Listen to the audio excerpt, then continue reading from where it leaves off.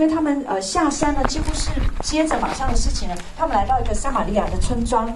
And just before Elijah departed, Elijah called down fire from heaven. 那他们呢就说求你像以利亚降火一样，把火降在这里。John and James, the sons of thunder, they said, Jesus, should we call down fire from heaven? 就那个雷子啊，雅各、约翰啊，他们就跟耶稣说：“耶稣，你叫火降下来，把这村烧了吧。” And Jesus rebukes them. 那当然，耶稣就斥责他们。Jesus isn't going to depart to heaven in a fiery chariot. 那耶稣呢，他要离世呢，不是一个火车火马这样子的离世。His departure is going to include a bloody cross. 而是在一个流血的十字架上离世。And so, Elijah is there because he speaks of the coming Messiah. The Messiah has come.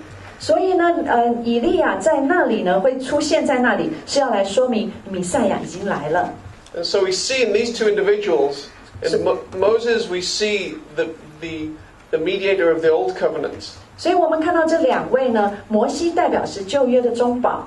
Which speaks of Jesus as the mediator of the new covenant. 指向了耶稣现在是新约的中保。And in Elijah we see the forerunner of the Messiah. 然后呢，以利亚呢，我们看到他是弥赛亚的先锋。Speaking with the Messiah. 他就是指向了这位弥赛亚。And so there's huge significance that Jesus was talking to these two individuals. 所以呢，旧约的中保跟新约的中保在对话，这个耶稣的先锋者、弥赛亚的先锋者跟弥赛亚在对话。Now moving on, question 10. 那我们来到第10题。Does Peter always fall asleep in important prayer meetings? 彼得是否总是在重要的祷告会中睡着呢？ Yeah, these are like the most important disciples. These are the inner circle. These are like the saints of old. Imagine today, Mary Jean says, the Apostle Peter's here. Better get off the microphone. We're bringing him in. He's going to speak a few words. He'd be like at the edge of you. What's he about to say? 那你们要想象了，这个是彼得、雅各、约翰呢，是门徒中的门徒，是最靠近耶稣的人。在我们心目中呢，他们可能是圣徒中的圣徒。假设今天的 Mary 说好，我们今天呢会邀请到彼得来我们当中跟我们讲几句话，你会有什么反应呢？你一定很迫不及待要来听彼得对你说话嘛。But it's not like this is just the humdrum like everyday prayer meeting. 那而且呢，这个也不是这种一般的平常的随意的祷告会。Peter and the inner circle, James and John, get invited as special guests to hugely pivotal prayer meetings. 你知道这个彼得、雅各、约翰呢，被邀请加入的这2个祷告会呢，几乎可以说是最指标性、最重要的2个祷告会。Perhaps they didn't understand it, and it's clear that they didn't understand it, but these two events, both in Gethsemane and on the Mount of Transfiguration, were hugely pivotal moments as Jesus was seeking sustenance and calm as he communed with the Father. 那当然了，显然呢，彼得、雅各、约翰他们显然是不明白这2个祷告会的重要性，一个是客西马尼园的祷告，一个是变象山的祷告。这2个祷告呢，都是耶稣来到父的面前，寻求父给他力量，给他帮助来完成这重要的任务。But there it is, you get the invite to the big prayer meeting, and Peter and those who were with him were heavy with sleep. 而当彼得呢，还有其他这2位呢，他们被邀请参加这么重要的祷告会，他们却睡着了。But waking thoroughly, they saw his glory. 那他们醒来的那一刹那，他们看见他的荣耀。Now, I love this. 我很喜欢这个时候。I know it's a bit embarrassing to Peter.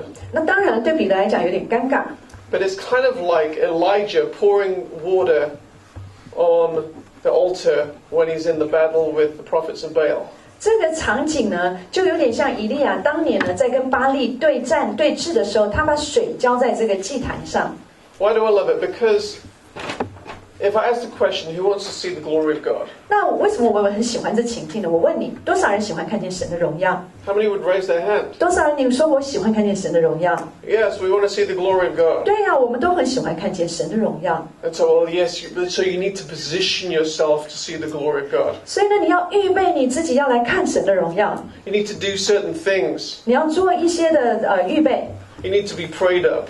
那你要这个要有好好的祷告， You need to clean yourself up. 你要来洁净你自己， You need to psych yourself up. 你要就帮自己预备好。 This doesn't seem to be that doesn't seem to be the approach that Peter's taking. 可是呢，彼得好像不是这样做， He's not praying up and getting all holy. 他也没有好好的祷告，让自己分别为圣， He's exhausted and he falls asleep. 他累到在那里睡着了。 And so what we see here is this juxtaposition of the weakness of man and the weakness of flesh with the glory of God still breaking in. 我们在这里呢，让我们看到一个画面，就是呢，人这么样的软弱，肉体这么样的软弱，但是神的荣耀依然愿意来到。 And there's something about that is so comforting. 所以这带给我们极大的安慰。 You know, Paul later talks about his acts of the flesh, his acts of righteousness. How far could it get him to God? 保罗呢，他有讲到呢，我们这些这些义的行为呢，事实上呢，并不能把我们带到神的面前。 What did Paul say? He said, I consider my former life, my former acts as dung. 保罗呢，他说：“我看我先前的这些所谓的这些义行啦，其实呢都是粪土。 We come to him in weakness, 我们来到他面前是带着我们的软弱前来， and he reveals his strength. 而神把他的刚强向我们显明。 It's not one of those deals that I'll come halfway and you meet me and I put half on the table and you put your half on the table. It's like, no, I put my 5 cents on the table. He puts his $2 bazillion on the table. 并不是说呢，我们跟神说好，我出一半，你出另外一半，我做到这一半，你做到另外那一半。我们跟神呢，往往就是呢，我们只能够拿出5分钱在桌上，然后呢，神就把几百万把一切管项都补足了。 I love the story of Mike Bickle. Mike's told it so many times. I don't know if you've heard this story, but 我很喜欢毕麦克牧师讲的一个故事，他讲了很多次，也许你们都听过。 he showed up at an early morning prayer meeting back in the mid-80s. 他讲到在这个80年代呢，那些这些晨祷的祷告会， He gets out of his car in the parking lot. 那他在这个来到这个停车场， The prayer meeting hasn't started yet. 那个时候呢，祷告会还没开始， And he hears the most tremendous sound, which he assumes is from the sound system inside the prayer meeting. 那当时呢，他听到一个很大的声音，他以为那个声音是从这个祷告会的音响发出来的， And he's thinking to himself, 所以呢，他自己心里就在想 Tony is messing around with that sound system. 他说这个 Tony 又把那个音响弄坏了。 We just bought that sound system. He's going to break it because it's crazy, crazy loud. 他心里就想说：“哎呀，我们这个音响系统刚买没多久，可是它弄得这么大声，我们音响会坏掉。” I mean, I've done the technical stuff. I think if you put them all the way to the top, these things are going to blow. 你知道，就是如果我们把这声音都弄很大的话，我们这喇叭呢是会爆掉的。 And so he's listening to this kind of amazing kind of choir sound that's coming out at full blast, and so he kind of rushes into the building. 所以呢，这米麦克牧师他听到这样的这个声音了，他就赶快跑到建筑物那里去。You know, financial impetus. You know, being a good steward of resources. Stop! 那你知道他是好管家嘛？要做财务的好管家，所以要赶快去保护他们这些器材。 And he gets into the building. 所以呢，他跑去要去说停。可是呢，当他来到建筑物的时候， And the sound system isn't on. 他发现呢，这个音响呢根本没开。 And the 2 sound guys are just praying down at the front of the church. 那就是2个这个音响同工呢是在教会前面祷告。 So Mike's like, 那所以另外 it's a heavenly visitation. 牧师就说这是这个这什么声音呢？ And so he's like, okay, this is going to be the best prayer meeting ever. God's going to break in with glory and power, and we're just going to have a great time. 所以他想的这一定是天上来的响声，哇！神要介入，带来极大的荣耀，带来极大的突破。 But the prayer meeting was as boring and dull as ever. 但是呢，这祷告会呢，却是他所参加过最无聊、最无趣的一个。 And so kind of God whispers to him, this is the reality of what you see as boring and dull. The choirs in heaven are singing at full blast. 但神呢就告诉他呢，轻声的对他说：当你们在好像很无聊、很无趣的祷告的时候呢，天上的诗班呢却发出极大的欢呼的声音。 We don't have to work up the faith muscle, so to speak, as we're in a frenzy, and that's how God breaks in. 所以呢，我们不是每次都要用我们的尽我们这个肉体的权利啦，然后呢，让神才能够介入。We have to come in faith with dynamic trust in God, but it's not about the volume or about the frenzy of our soul. 当然了，我们要带着信心，我们要带着期待。可是呢，这一切呢，跟我们我们肉体的努力是无关的。God comes in and he honors our weak prayers. 神他来，在我们的软弱当中，他依然介入，他依然动工。So let's move on. Question 11. Why does Peter offer to build 3 tents? 我们继续往下看，问题11：为什么彼得说要搭3座棚？ So Jesus is talking with Moses and Elijah, and Moses and Elijah start to leave. 那耶稣在跟摩西跟以利亚谈话，然后摩西跟以利亚离开了。And Peter's there. He's scared, but he seems to not want them to leave, so he blurts out a suggestion. 就是呢，在摩西跟以利亚要离开的时候呢，彼得可能是舍不得他们离开吧，他就说出了这样的话。He's like, wait, we can build three shelters for you guys. 他说，等，也许我们可以盖三个棚子好了给你们。Now the commentators have all offered different suggestions as to why Peter suggested this. 那解经家呢，对这里彼得的反应有不同的解说。Were they were tabernacles, you know, it's the Hebrew word sukkot. 在这里，他们在想呢，彼得说的这个是希伯来文的 sukkah 是这个棚子呢。So the sukkot, the tabernacle, was used to house the Ark of the Covenant, which would protect humanity from the glory of God. 就说呢，是不是他彼得说这个棚子呢，是就是那个当时盖住约柜的棚子呢，就是让这个人跟神的荣耀能够区隔的这一个棚子。So in like manner, they were going to be protected from these 3 figures. But I'm not. That could be one reason. But Moses and Elijah were already on their way out. So who knows if that was the reason? 所以呢，也许呢，彼得呢，他是想要有这个棚子来盖住这3位，让神的荣耀跟我们能够有一个保护。但是他们已经要走，为什么还要帮他们盖？不晓得。Could it be, you know, just mankind's religious impulse to create kind of religious symbols? You know, 3 amazing guys. We're going to put 3 statues. 那也可能是彼得一种宗教性的反应，上哇，这3个伟大的人在这伟大的世界，那我们来盖3个伟大的雕像，我们来纪念。You know, some people have noted that Peter calls Jesus Master here. You know, he's just been calling him Messiah, Son of God, and now he kind of downgrades him somewhat. He's seeing Moses and Elijah, and he calls him Master. 那你知道，在这个之前呢，彼得呢刚称耶稣是弥赛亚，可是这里呢，他又重新称耶稣是夫子，所以他有点把耶稣又降级回到一般人了。So is Peter reducing Jesus to equality with Moses and Elijah? 所以呢，你看到呢，彼得在这里呢，把耶稣的等级呢拉到跟摩西跟以利亚同等。We don't know. 那我们不知道究竟彼得在想什么。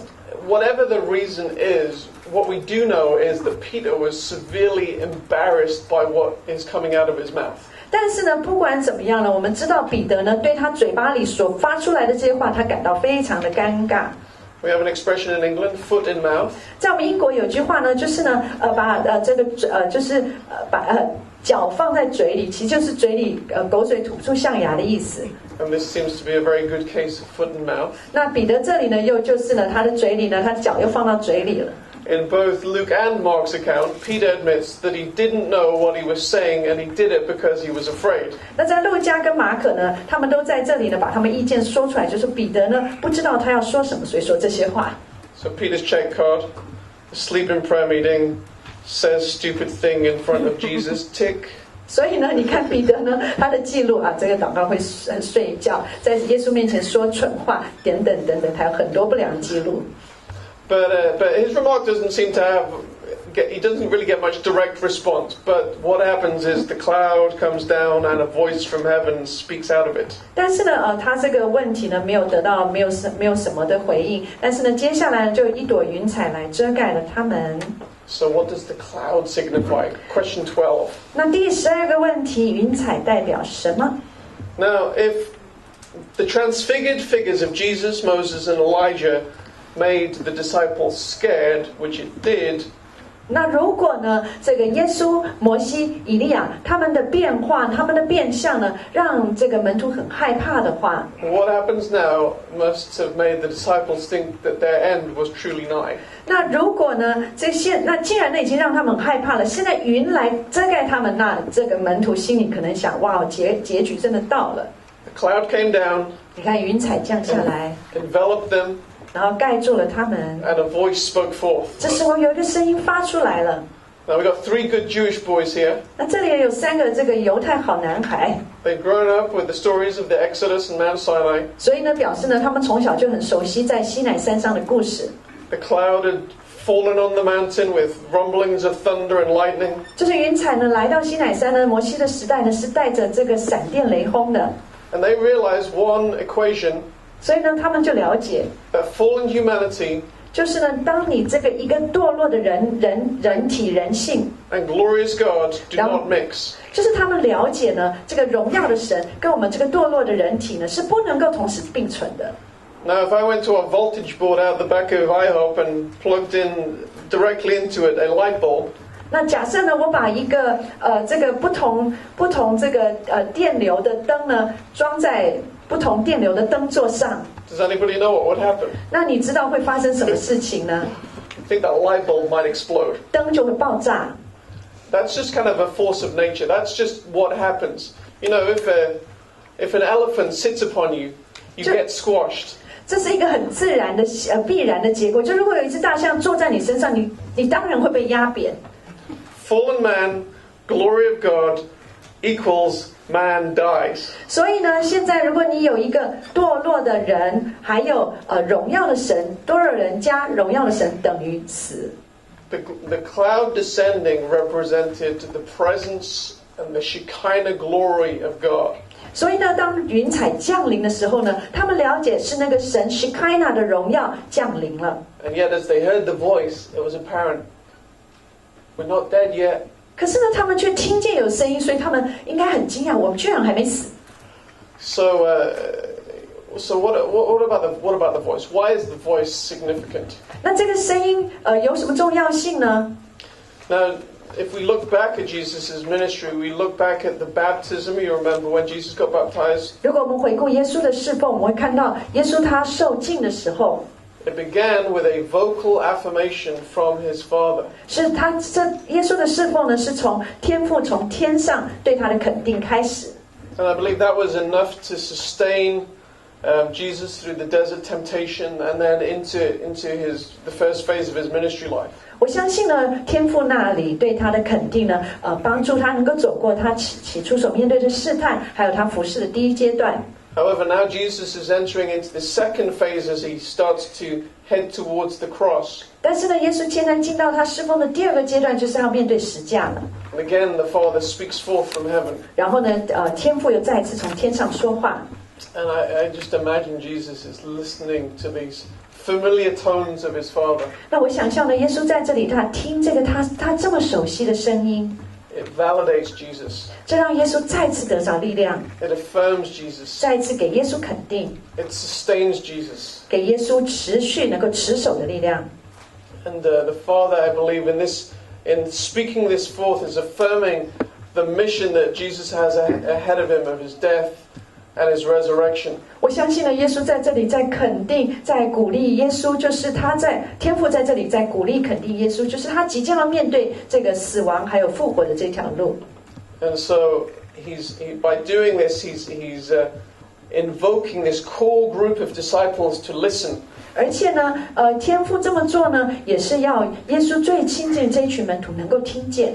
He's validating the mission of Jesus to go and die and rise to life again. 让他们知道呢，耶稣即将要做的这个任务呢，要死要复活，在父的眼中是合一的，是父所认可的。 And in doing this, he's elevating Jesus above the importance of Moses and Elijah. 同时呢，他这么做呢，也是把耶稣的重要性高举他，高过摩西跟以利亚。 And if you read the book, the letter to the Hebrews, you'll see that the writer picks up on these themes, and he talks about this in Hebrews 3:3. He says, "For this one has been counted more worthy of more glory 那 Moses. 你看到呢，在这个希伯来书的作者呢，他也再次把这个话题提出来呢，就讲到了这一位呢是比摩西，在希伯来书3章3节讲到这一位是比摩西更重要的。So we're coming into land. We've got 2 final questions. 所以呢，最后我们2个问题。What does this tell us about Jesus? 那变相的告诉我们关于耶稣的什么？ So after the voices finish speaking, 不是变相，就是从这个声音呢，告诉了我们关于耶稣的什么。 and the disciples are left there on the mountain with Jesus alone. 那门徒已经把耶稣一个人留在那里。 And Jesus had been exalted, revealed that, Peter's already said it, but now he's revealed as the Son of God. 那现在呢，虽然彼得之前呢已经讲过他是神的儿子，但现在呢，天父直接肯定。 But what is also revealed on this mountain is the only way that humanity can relate with the Holy God is through the Son of God. 但在这里呢，也向他们来启示，就是呢，我们人能够跟神的荣耀有关联、有连结的，是唯有透过神的儿子耶稣。 What is happening here is a true inauguration of a new messianic reign, a new covenant that is being given, and a new way to the Father. 我们在这里看到一个新的来到父面前的方式，一个新的约在这里设定。 And what is interesting is that when Paul actually writes, seeming to reference this event later in his letter to the Corinthians, he talks about this new covenant through Jesus. 那很有意思的就是呢，保罗呢在他的书信里面呢，在他的哥林多书信里面呢，他也提到了这样子的约定的约。 So in 2 Corinthians 3, starting in verse 12, Paul says this. 在哥林多后书3章12节，保罗这样说。 Therefore, since we have such hope, we use great boldness of speech. 他说呢，我们既有这样的盼望，就大胆讲说。 Unlike Moses, who put a veil over his face so that the children of Israel could not look steadily at the end of what was passing away. 不像摩西将帕子蒙在脸上，叫以色列人不能定睛看到那将废者的结局。 But their minds were blinded. 但他们的心地刚硬。 For until this day, the same veil remains unlifted in the reading of the Old Covenant. 直到今日诵读旧约的时候，这帕子还没有揭去。 Because the veil is taken away in Christ. 这帕子在基督里已经废去了。 But even to this day, when Moses is read, a veil lies on their heart. 然而直到今日，每逢诵读摩西书的时候，帕子还在他们心上。 Nevertheless, when one turns to the Lord, the veil is taken away. 但他们的心几时归向主，帕子就几时除去了。 Now the Lord is the Spirit. 主就是那灵。 And where the Spirit of the Lord is, there is liberty. 主的灵在哪里，哪里就得以自由。 But we all, with unveiled face, beholding as in a mirror the glory of the Lord, 我们既然敞着脸得以看见主的荣光， are being transformed or transfigured into the same image from glory to glory. 好像从镜子里反照，就变成主的形象。这变成呢，它也是用变相这个字呢，就变相成为主的形状，荣上加荣，如同从主的灵变成的， Just as by the Spirit of the Lord. 如同从主的灵变成。 What does this tell us about Jesus? 在这里告诉我们关于耶稣的什么呢？ It tells us that Jesus is the mediator of the new covenant. 就是呢，耶稣是带来新约的那个媒介。 And what that means is that Jesus doesn't just give us mercy, 就是呢，耶稣他不只是给我们怜悯， but gives us grace. 他也给我们恩典。 What do I mean by that? 我这样说是什么意思呢？ Well, it means if I'm a king and Tony is my servant that has done a wrong thing and he comes before me. 意思呢，就是说呢，譬如我是一个国王，然后呢，Tony 呢，他做出了一件事情，他现在来到我的面前， He's deserving of death. 他应该呢，要判死的。 The executioner is ready to land the blow. 那等一下呢，我们就要给他执行了。 And I say, I'm granting you mercy. 那我说呢，我给你一个怜悯， Mercy says go, you are free. 所以呢，你就自由了，你不用受刑了。 But Jesus gives us more than mercy. 但是呢，耶稣给我们不只是免除的这个怜悯， Jesus gives us grace. 耶稣还给我们恩典。 Because what grace says is not go, you are free. Grace says come. I'm going to make you a son. 那恩典呢，不只是说好你走了，你自由了，不必受刑罚的。恩典是说你还要来成为我的儿子。What Jesus is saying is, you're not just free of sin and therefore you will not suffer the punishment. 耶稣呢在这里说呢，你不只是从此你不用受这个罪的刑罚。What he's saying is, I am glorious and I am inviting you into my glory. 而是呢，他说呢，我就是荣耀，我也邀请你一起来进入这个荣耀。And as you are found in me, you will be transformed when you see me. You will be transformed. You will be transfigured into the same image that I am. 而当你在我的里面，当你找到了这一份之后呢，你会被变相，你会改变，成为像我的形象一样。So whereas on the Mount Sinai, righteous God, fallen man equals dead man. 所以呢，在西乃山呢，本来应该当荣耀的神配上这个堕落的人呢，应该是死亡。Now we add into the equation mediator of the new covenant. 但是呢，我们现在呢，有了这一位这个新约的中保。And fallen man becomes redeemed man, saved man, transformed man. 于是呢，这个堕落的人呢，成为一个被拯救的人，成为一个变相的人，成为一个有主形象的人。And so this tells us Jesus is the King and the Savior. 所以这里告诉我们，耶稣他是王，他也是救主。So let's question, why is this important? 所以呢，我们要来问，为什么这很重要？The voice from heaven that comes from us ends with a command for the disciples to what?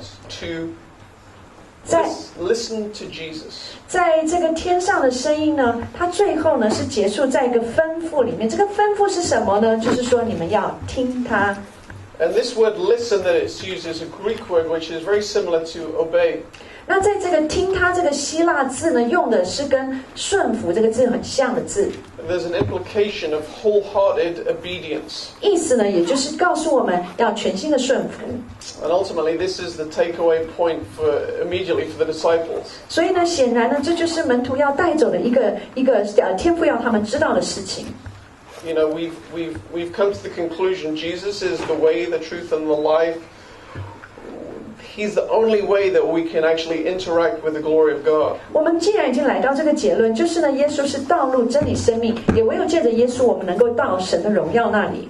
And so we respond with gratitude and humility and say, yes, that's what we want. 所以呢，我们就要带着感恩、带着谦卑回应说，是的，这就是我们所要的。But then the command comes, you're now my child. What am I asking you to do? 但是呢，吩咐也就来了，就说呢，你们要遵行我所吩咐你们的。And his command is, love me. 他的吩咐是什么呢？就是你们要爱我。How do I love you? 我怎么爱你呢？ You obey my commands. 你遵行我的命令。That's what Jesus says again and again and again. 这是耶稣一再说的。The way that you love me is by obeying my commands. 你怎么样爱我呢？就是遵行我的命令。It's not the way that you're saved. 我不是你得救， But it's the way that we express our love in an ongoing relationship. 而是呢，你要不断的持续的有一个持续的一个跟神的关系。We open our ears, we listen to what he says, and then we go and obey. 我们要打开我们的耳朵，听他所说的话，然后来顺服，来遵行。And so that's what I want to leave you with today. 所以呢，今天呢，这是我要留给你的。We need to love Jesus, we need to listen, and we must obey. 就是呢，我们都要来爱他，要来听他的话，并且我们要遵行顺服。Let's finish in prayer. Heavenly 我们 Father, 来祷告，天父， we thank you for being with us today. 我们感谢你今天的同在。Lord, I ask that you would set in our hearts, Lord, this scripture and those things which you have spoken to us today, Lord, would you seal in Jesus' name. 主啊，我们求你，今天你借着这经文对我们心所说的话，求你封在我们的心中。Father, I pray for a fresh revelation of your glory and your grace today. 主，我求你再一次新鲜的向我们来启示你的荣耀和你的恩典。Father, I pray for a fresh revelation of your love and how we can go on from glory to glory in relationship with you. 主，我求你再一次新鲜的向我们启示你的爱，让我们知道怎么样从荣耀到荣耀更加的像你。We thank you now in Jesus' name. 也是我们感谢你，奉耶稣的名祷告。阿们。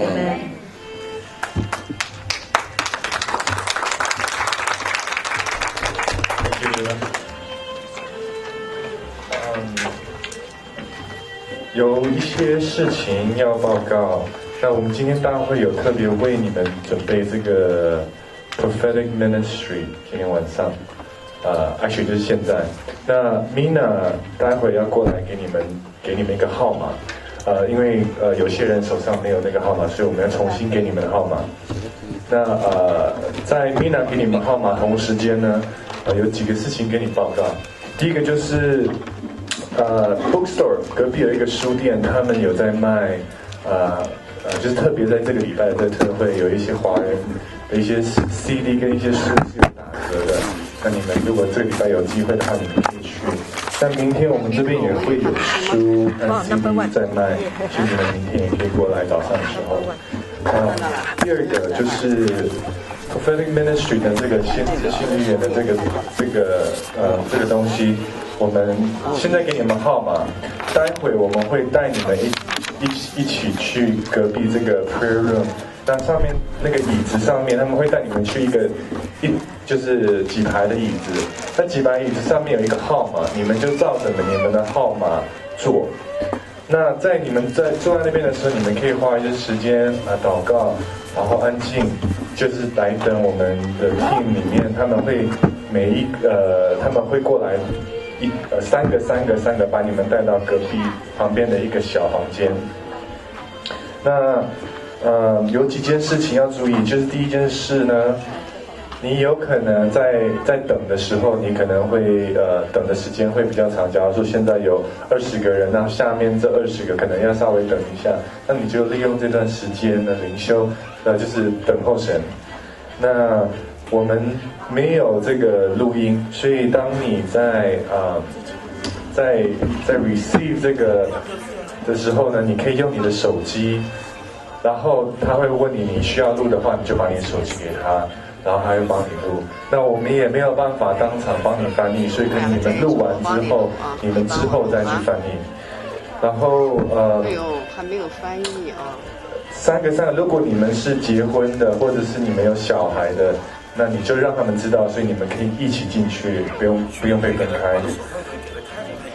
然后在你们进去的时候呢，他们会一个帮你们prophesy， 所以是先可能从第一个，然后全部。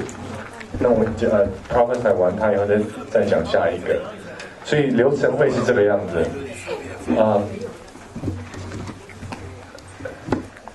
Mina， 号码从这边开始给，是不是？从前面开始。OK。赵先生，那个没有关系，我们会重新给号码，我们会重新给。哦，没有，我们会重新给，因为有的人没有这号码。谢谢你啊！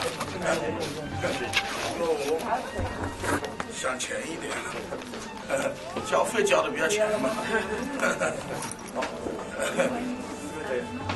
搞到最后了嘛，我们是9号、10号的，来的很早。